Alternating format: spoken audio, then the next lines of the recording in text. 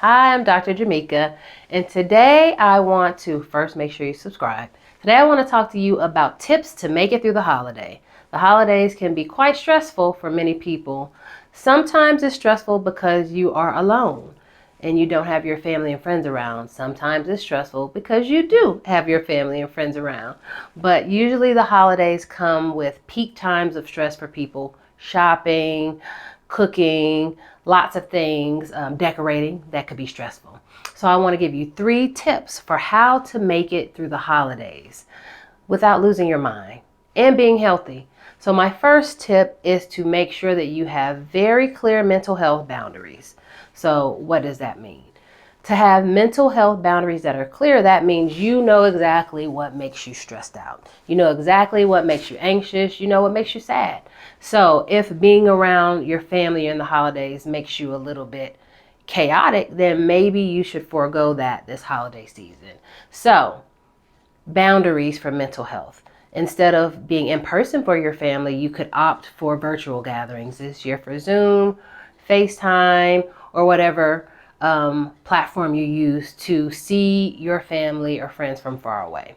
So if that's what it takes to safeguard your mental health and your space, then I suggest that you do that. Mental health boundaries, that's my number 1 tip. My number 2 tip is to engage in self-care. So let's just say you travel to be around your immediate or extended family and you're with people for 2 to 3 days at a time. It is still possible to engage in self-care while you're with your family and friends. Ways to do that: you can be with family all day and maybe just take an hour to go into a room, take a nap. That is self-care. Take an hour or 2 to go into a different room and read a book.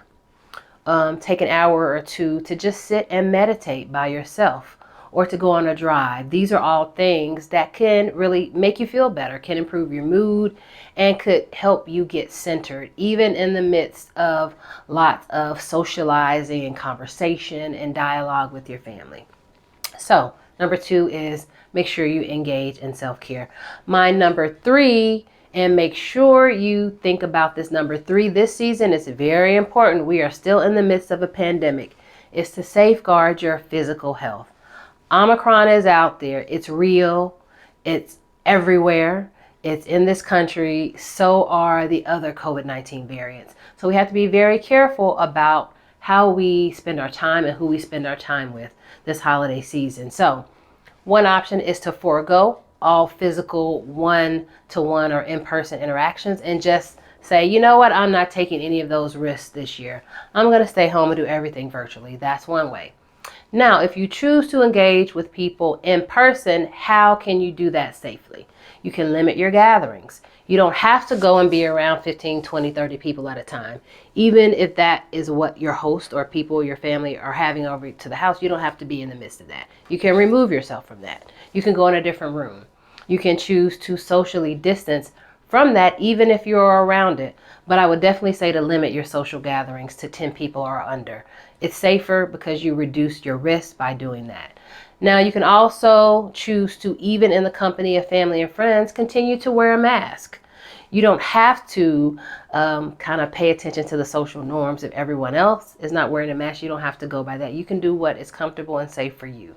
So you can continue to wear a mask and socially distance yourself, even within family and friends. So these are a few things that we have to do this year. Mainly number 3 for physical health and making sure that you can start the new year off and be healthy and safe.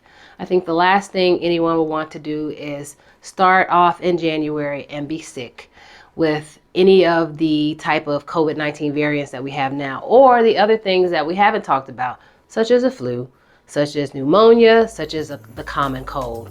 All of these could really wreak havoc on how you spend your holiday time. So make sure you pay attention to these tips that I gave you today so that you can be healthy at the end of this year and to start off your new year in a healthy way.